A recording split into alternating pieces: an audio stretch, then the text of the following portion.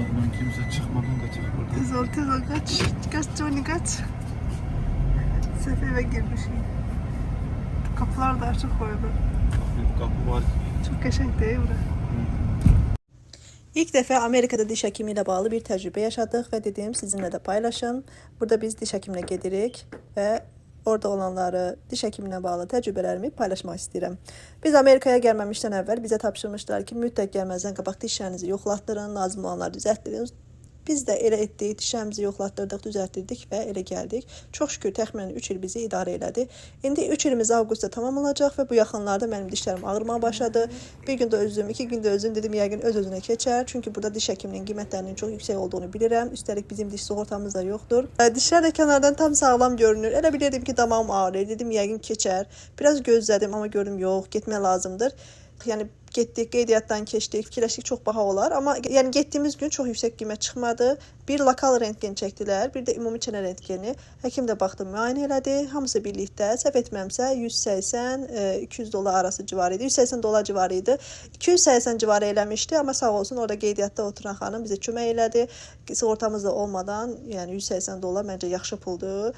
Çünki həm həkim baxdı, müayinə elədi. Amerika üçün yaxşı da, Amerika üçün. Çünki bəzi dostlarımız var ki, onlar bir dişə görə, bir diş çıxartmaya görə 700 dollar, sonra uşağının dişlərini düzəltdirməyə görə 5000 dollar ödəyiblər. Ona görə bizim üçün, yəni rentgenə görə, müayinəyə görə bu ödədiyimiz pul normal gəldi, sığorta olmadan.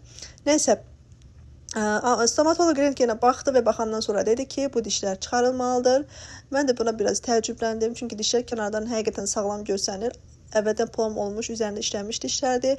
Rentgendə kök tərəfdə iltihablama olduğunu göstərdi və dedi ki, çıxartdırmaq lazımdır. İndi aranızda stomatoloqlar varsa sizdən bunu soruşmaq istəyirəm ki, siz də belə edirsiniz. Yəni rentgendə kök tərəfdə iltihablama görəndə birbaşa dişin çıxarılmasını məsləhət görürsünüz, yoxsa kökünü müalicə edib düzəldib saxlamaq mümkündür? Çünki mənim 2 azı dişimdən söhbət gedir. Həkim dedi ki, indi antibiotik yazıram, ağrı keçəcək, amma 3-4 həftədən sonra yenidən qayıda bilər. Ona görə də dişləri çıxartdırmaq lazımdır. Bu arada bir dişin çıxarılması üçün 252 dollar dedilər. Sonra dedi ki, çıxarılandan sonra yerinə taxılan bir variant da var. Tam implant deyil, fərqli taxılan bir şeydir.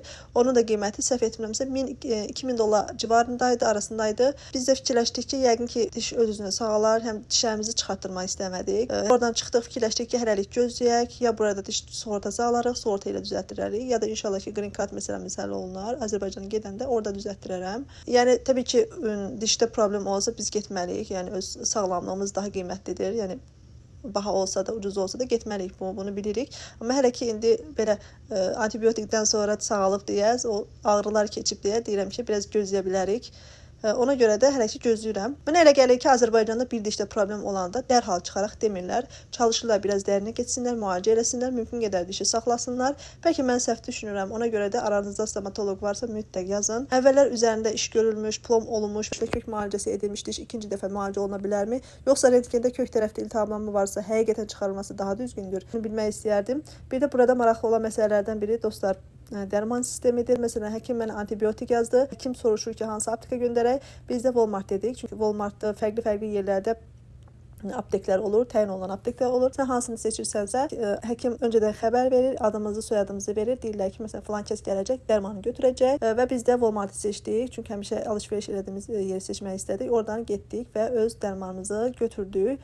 Bu arada dostlar, deyim ki, Azərbaycandakı stomatoloqlarımızın, ümumiyyətlə həkimlərimizin dəyərini bilək. Mən Amerikada yaşadığım müddətdə bunu çox hiss etmişəm. Həm qiymətlər bizdə daha münasibdir, həm də həqiqətən də çox güclü stomatoloqlarımız, həkimlərimiz var. Burada iş orasıdır ki, məsələn, həkimlərdən appointment almaqda, görüş almaqda çox çətin olur. Azərbaycanda çox vaxt gedirsən, həkimin qəbuluna eyni vaxtda düşə bilirsən, eyni gündə düşə bilirsən. Burada isə bəzi həkimlərə bir ay, hətta 2 ay əvvəldən appointment almaq lazımdır. Məsələn, bir dəfə qulağım ağrıyırdı, zəng elədim. Deyirlər ki, sizə bir ay sonra appointment verə bilərik. Ona kim elə, kim qala, qulağım ağrıyır. Deyirəm ki, mənə həkim lazımdır. Deyirlər ki, bir aydan sonra biz sənə appointment verə bilərik. Ona görə urgent care-ə getmişdik. Təcili yardım kimi bir yerdir. Hər hansı bir ağrınız varsa, acil xidmətlər var və ora müraciət edə bilirik. Ora getmişdik. Yəni 24 saat açıqdır, səhv etmirəmsə.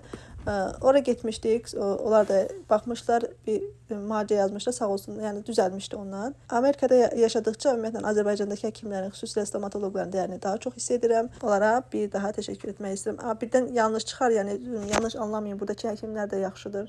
Sadəcə olaraq onların qəbuluna düşmək çətindir, qiymətləri yüksəkdir. Yəni bu videoda dediyim kimi yanlış anlaşılmasın. Yəni Amerika tibb sisteminin yaxşı cəhətləri də var. Mən əvvəlki videoların birində onlar haqqında danışmışam. İstərsəniz o videoya baxa bilərsiniz. Bu da bizim Amerikadakı ilk diş həkim təcrübəmiz. Dedim sizinlə də paylaşım. Aranızda stomatoloq varsa, xüsusilə o dişlərin çıxarılması məsələsi ilə bağlı fikrinizi yazın. Doğrudan da belə vəziyyətdə dişi çıxartdırmaq lazımdır, yoxsa yenidən müalicə edib saxlamaq mümkündür? Fikirlərinizi gözləyirəm. Bu şəkildə dostlar, bu da hər gün vlog çəkirəm seriyasının 5-ci günü idi, 5-ci seriyası idi. Ümid edirəm ki, bəyəndiyiniz bir video olmuşdur. Əgər bəyəndinizsə, videonu bəyənməyi, rəy yazmağı və abunə olmağı unutmayın. Özünüzə yaxşı baxın. Allah'a əmanət olun. Hələlik.